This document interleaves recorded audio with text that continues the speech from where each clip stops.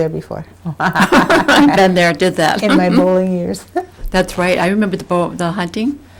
70s, bowling. I was Well, you were champion bow there. hunting and you... No, bowling. Oh, bowling. Well, wasn't there one with you hunting? You know when you're ready. Anytime you're ready, Judy. Okay. Good morning, Marilyn. Morning, I'd like to Judy. thank you for participating in our Oneida Elder interviews. And I'd like to begin with asking you what your full name is and then have you spell it, because we have a recorder back here that makes sure that your name is printed out correctly. Then tell me when you were born and where you were born. My name is Marilyn Danforth. I was born in Green Bay. The year? 1936. Okay. July And- 17th, 1936. Okay. And who are your parents? My parents are Clifford and Melinda Dockstader. Okay.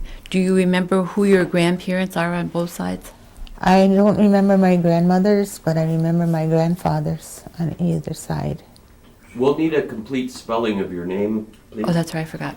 Just First spell it and out. Marilyn. I'm sorry, just a little slower, please. Marilyn.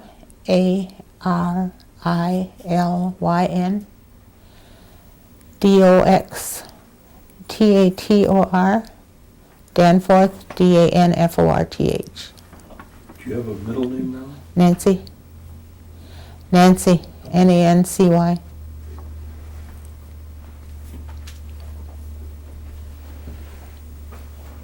Okay. You want to tell us about one grandfather and then your, is that your mother's My mother's father was, I remember him, he was a big man, but he used to help us a lot. If we needed a new pair of shoes, because we came from such a big family, that if we needed a pair of a pair of shoes, we'd go to, he'd take us to Schrader's and get us a pair of shoes.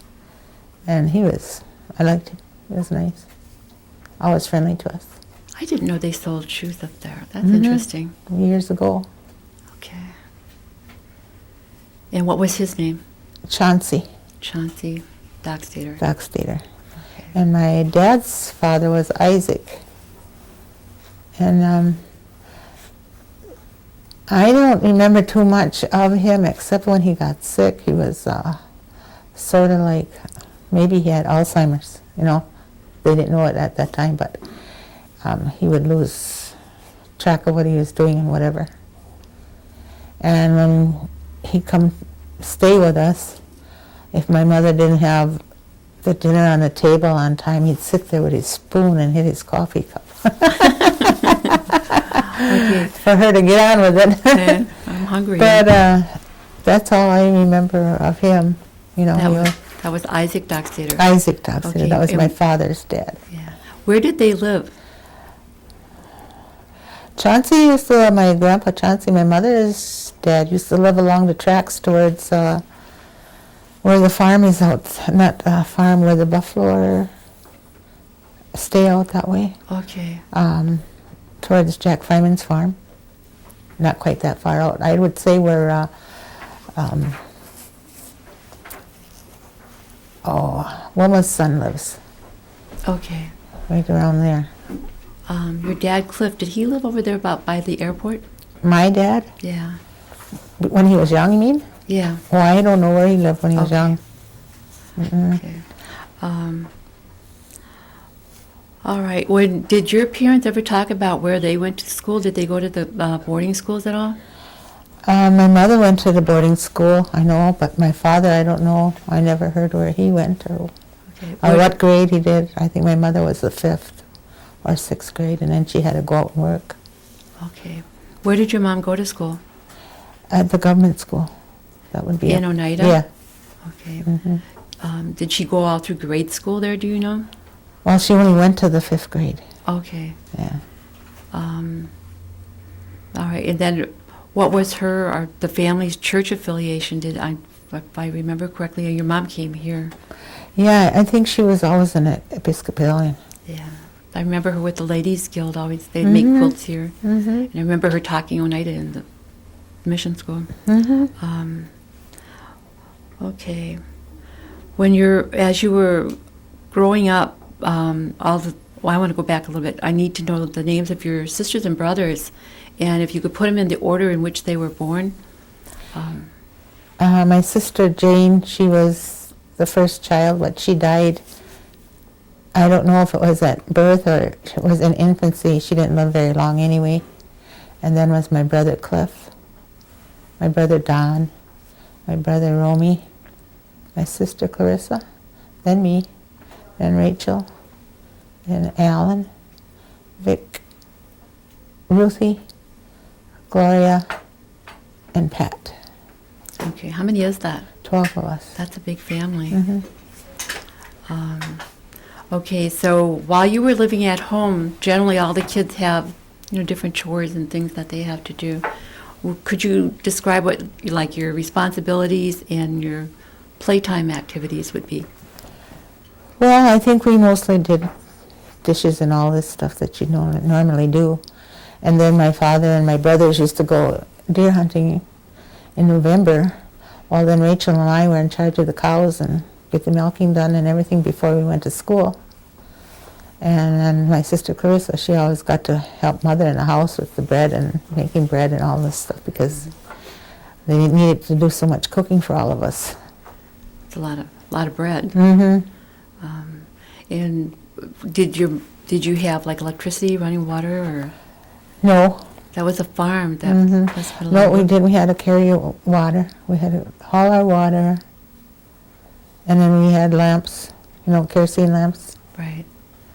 And we had a wood stove, and my mother cooked on a wood stove, even in the hot weather. In the middle of the summer, she was making like 5 loaves of bread a day. And then we always had goodies, cake or pie or cookies or whatever. Sunday was a big day with chicken, and lots of times my dad was a manager of a baseball team. Lots of times he'd bring those boys all home And feed them. and feed them also after the game. Wow. So they just loved to come to our house because Mother was such a good cook. Yeah. How big was the farm? Or how many animals did you have? And we had probably 4 or 5 cows, enough to keep us in milk. And You learned how to milk them then, right? oh yeah, yeah, me and Rachel did that.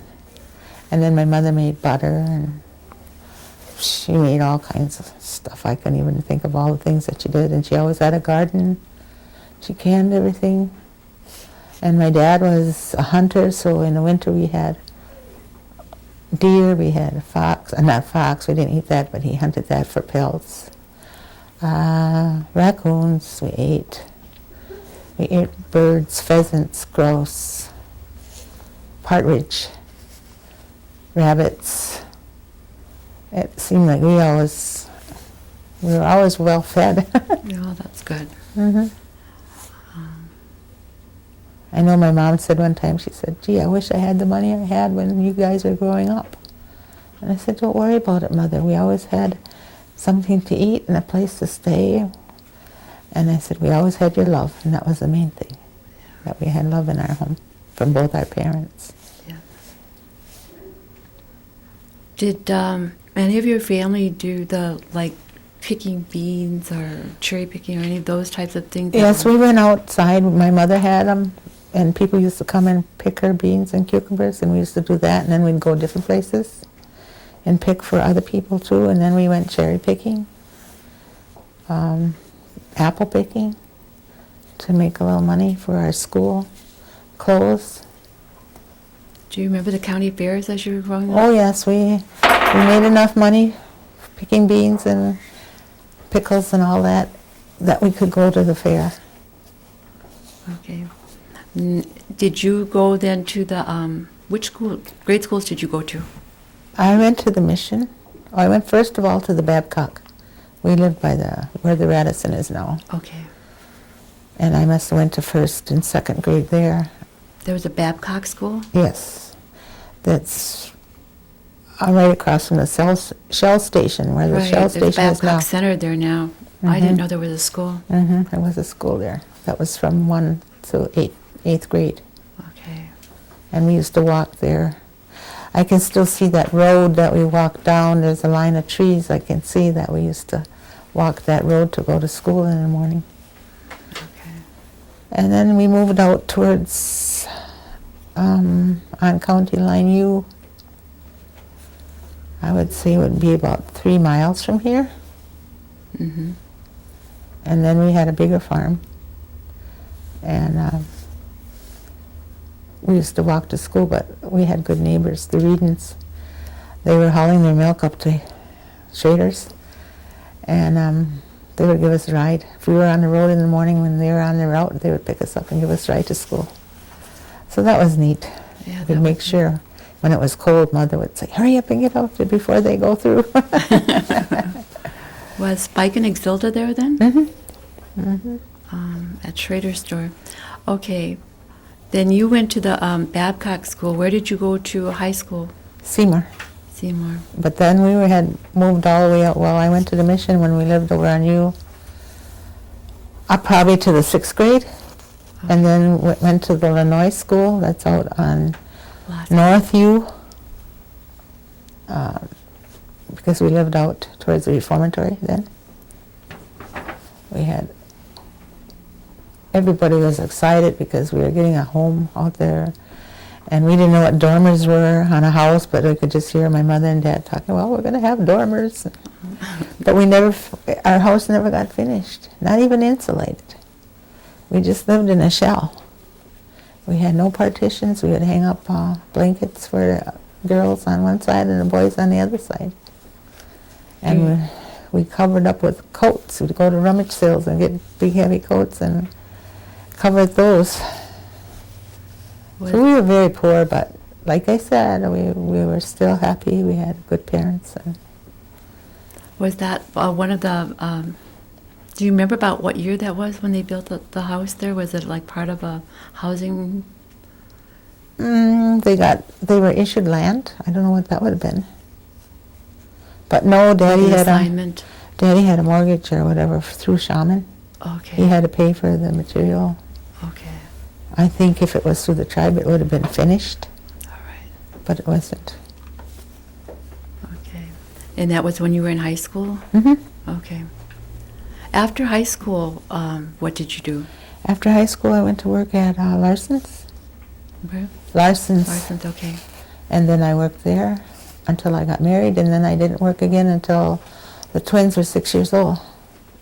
And then I went back to work at night, well, afternoons at Green Bay Food and Larson's. And then I went and put my application in at Moore, Response Marketing Services, what it is now. More Business Forms it was then. And when I went to interview, her name was Kay Wheelock. And she called me and I said, well, gee, I'm working at Larson's. I can't just quit and come down there and work. I have to finish my job here at the canning factory, which is probably October or November when they get done. And she said, listen, my dear, you come right now because we want to hire you right now. So I was thankful of that. She told me that. So then I worked there the rest of my years. Wow.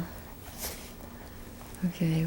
Well, we'll go back a little bit to when you got married. Tell us a little bit about your husband, and then I was married to Marilyn Danforth. He did construction work. He was a very good provider for us. At that, I first had Leander, then I had Pam, and then the twins. And in 1957, we went on that, I forget what they call it when they go out of town. They send you out of town for work. Like relocation? Yeah, relocation, that's what it was. And we went to California. And he worked at those big airfields, airplane manufacturing out there. And then when he got laid off, we went in April and he got laid off in December. Oh, it didn't last that long. No, and then we had saved money. We were saving money, and I was pregnant with the twins, and there was no other way I could come home was to fly. They wouldn't allow me because it was December, and I was expecting the twins in February. So me and the kids came home, and he stayed on until he ran out of money because we had money saved, and he wanted to find another job, but he couldn't. So that was kind of really detrimental to your family.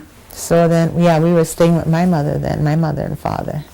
And then he had a Plymouth that was a California car, no heater, no, he came all the way back from California in February, Ooh. driving, and he had a pancake turner for a scraper. Brother. Oh, and I just knew, I heard that car coming down the road, and I said, Mother, here comes Leander now. She said, yeah, right. And I could tell our car, it was him. He was getting home, and that was a good feeling. I bet you were glad to see Oh, him. yes. Pardon my interruption.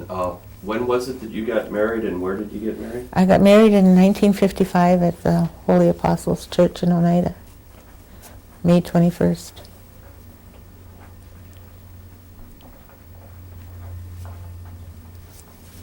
Okay. After the children were born, and you were working 6 years after when the twins went to school, then you went back to work. Mhm. And then was Leander able to find a job around? Oh, yes, when he got back here, his boss found out he was home, and he wanted him back to his job. So it was no problem. He went right back to work here. So that was good. He must have been a good worker. Yes, he was a very good one, very hard worker. David reminds me of him because he's always working someplace. When he gets done with his job, he goes someplace else and does something else for somebody. He's always busy, always working, doing something. Do you remember if your mom or your grandmas or anyone in your family ever went out and collected any of the different medicines or plants that some of the Oneida people used? No, I didn't hear that until the kids started going into their heritage. Did you have any hobbies, or do you have them now with sewing or crafts or any types of things that you like to do? I did lots of sewing, but that was just for my family. Okay. That was a fun thing to do then. Yeah, and then I had to spend a lot of times with the kids. We used to go out in the woods all the time. We had a dog, a German Shepherd dog, and we'd go in the woods lots. That's where we spent a lot of our time. That's when, before the housing was built here, that was all woods over there. Back here, And go yeah. along the creek. There were paths all through that Yeah, woods. it was fun.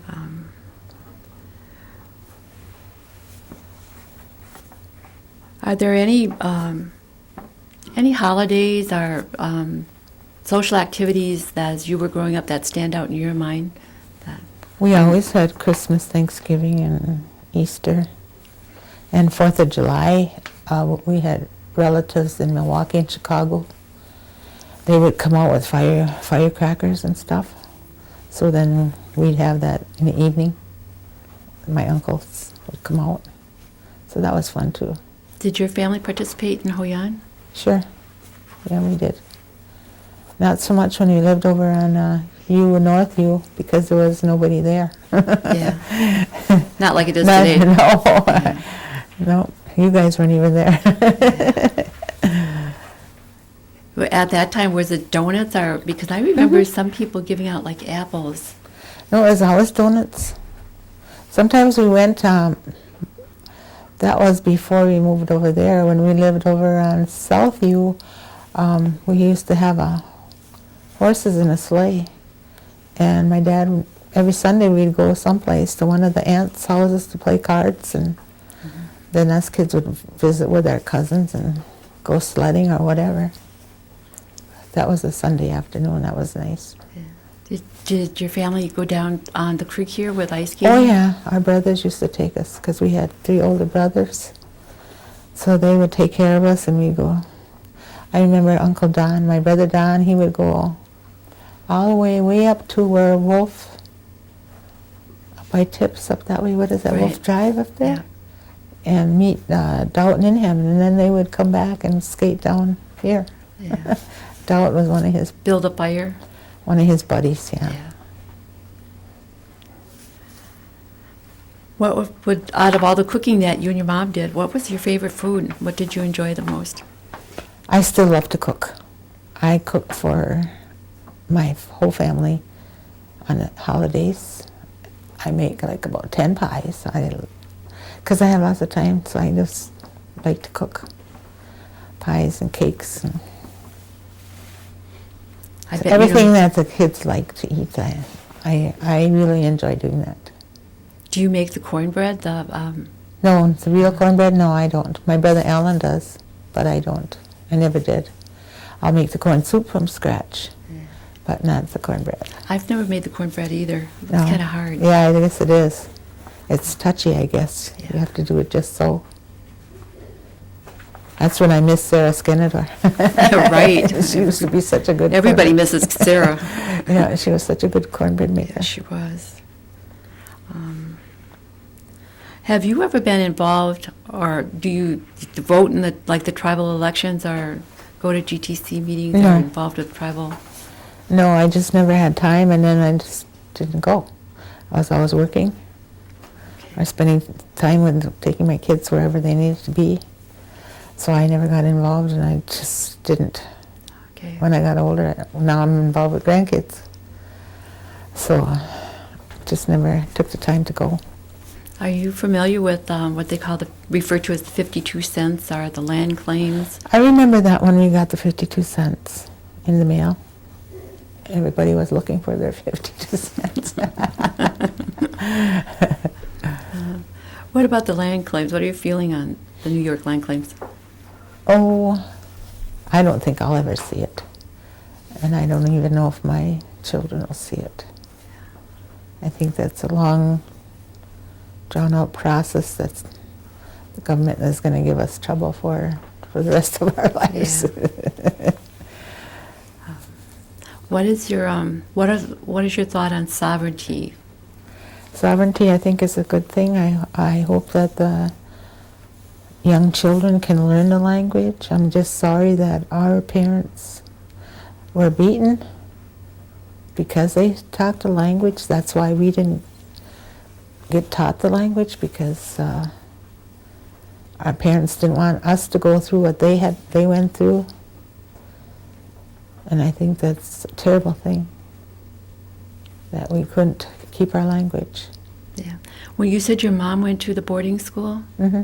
Did she refer to anything about how they were treated? They weren't treated very well, I'll tell you that. They were treated mean. Yeah, with the language portion? Sure, yeah, she was beaten. And she wanted to talk her Indian language, and they wanted her to learn the English. So, That carried over. Yeah. So she never wanted us to go through what she went through.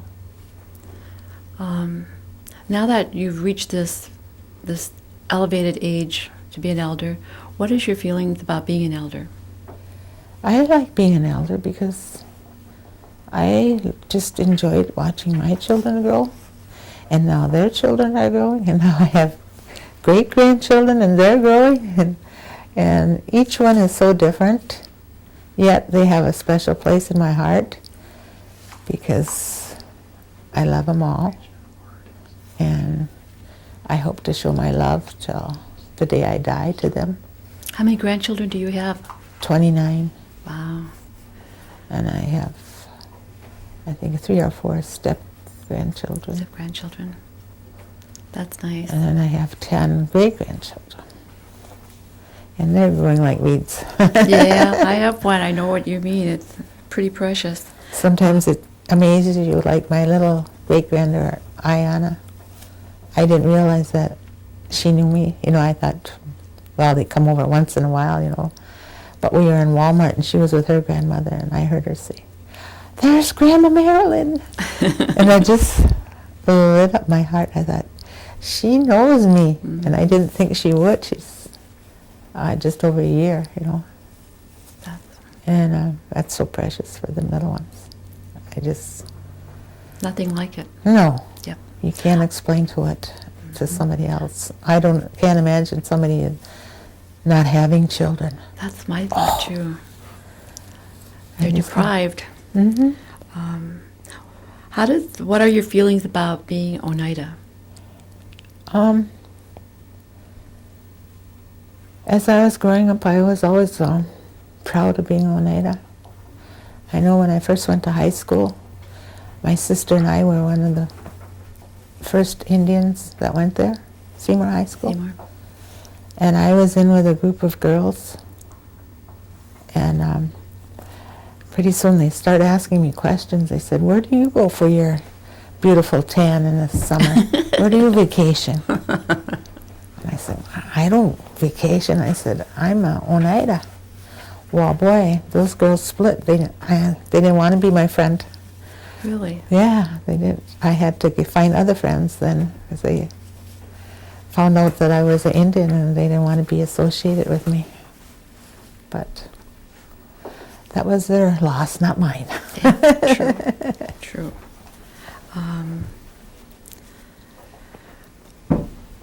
While you were growing up, or even recently, do any of the people in your family or the community ever share any ghost stories, or what we call witch stories? Well, I always remember Darwin, John, saying he was scared to go home because there was creatures that would come out of that hill. Where Woody lives there now? Darwin John? Yeah, because they live down the road there. And I walk. I'm out on the road at 4:30 in the morning, so I'm always looking up there to see them. One of these days you're going to meet him. I wonder where those ghosts and goblins that Darwin saw are. Have you had an opportunity to participate with any of the Longhouse activities? No. My children are all into that, but I just listen and I pray to the Creator when I walk in the morning. I pray for it takes me all my walk to pray for all my family. My sisters, my brothers, my children, my grandchildren, my great-grandchildren. So that takes up my whole walk. I find it peaceful. Yeah, I would imagine. I always see you walking up this way past the cemetery. And I envy you when I see you out there walking. If you had any kind of recommendations that you could leave to your grandchildren who will watch this somewhere down the road, your great-grandchildren, what kind of advice would you give them? Stay healthy. Exercise. Watch what you eat. Don't eat all the sugar and your white flour and things that cause diabetes, because I just was diagnosed with diabetes in December 14th, and I'm controlling it with my diet. I don't eat nothing that's sugar anymore, or white flour, or noodles, or whatever. If I do, I have just a very little piece, and I have very little servings, a third of a cup of brown rice, say, and half a cup of vegetables, and whole wheat bread. And I would ask them to please exercise, because even my doctor was shocked when I went for my examination, because I wasn't overweight, and I exercise. I go walk 4 miles every day, and I'm not in the habit of eating a whole lot, but I did eat. I made sure I had cake or pie or cookies, but now I don't do that anymore, or have ice cream. I don't eat all that, and I don't even eat pasta or noodles or stuff like that, or white bread. So that's controlling my diabetes with my diet. So I'm happy at that, and I hope I can go on that for a long, long time. That's the only thing I have to do is watch my diet, so I guess I can do that. But that's advice I would give to my grandchildren and great-grandchildren.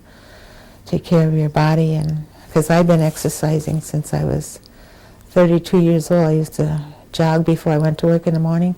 I'd go around by Lambert's and all that ways.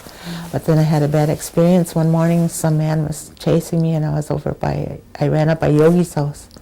And I told Yogi, I said, "Oh, I got so scared." I told him, I said, "I ran right up on your porch." He said, "Well, ever happens again, just come right in the house."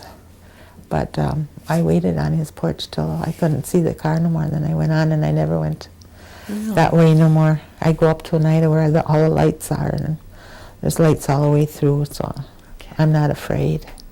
And besides, I'm praying at the time, so that means a lot to me too. But I had asthma until I was 26 years old, and I used to pray to be healed, and I went to a chiropractor, and I think between the prayers and the chiropractor, by 26 I was finally healed. That's when I started running at 32. And I played softball till I was 56 years old. And they didn't want me to quit. I said, I'm quitting now. Oh, you can't do that to us. I said, hey, I've never broken an ankle sliding into second base or anything yet, and I don't want to. I don't want to have arthritis or rheumatism or whatever in my bones when I grow older. But that was fun. I played 2 nights a week, on Tuesday nights and Wednesday nights. I enjoyed it. It was really lots of fun. Stay healthy. Mm-hmm. Okay, I'd like to thank you for sharing your life with us. And at this point, I'm going to ask the gentleman if I missed anything. Yeah. Did you give us the names of your children? Oh, no, I didn't. Yeah, I thought you did. But you can do it again, just in case. I didn't. Sorry, I didn't hear. Yeah. My oldest son is Leander, and his wife is Vange. My daughter Pamela, and her husband is Jeff. David is next. David and Dennis are twins. David is married to Janet, and Dennis is married to Margaret. And my baby Keith, he's not married, but he's due to get married to Lucinda. Okay. That way they'll be in Mm-hmm. those names will be included then. So, anything else, gentlemen? I don't think so. Thank you very much. Oh, you're welcome. Thank you. Very good. Thank you. Yeah.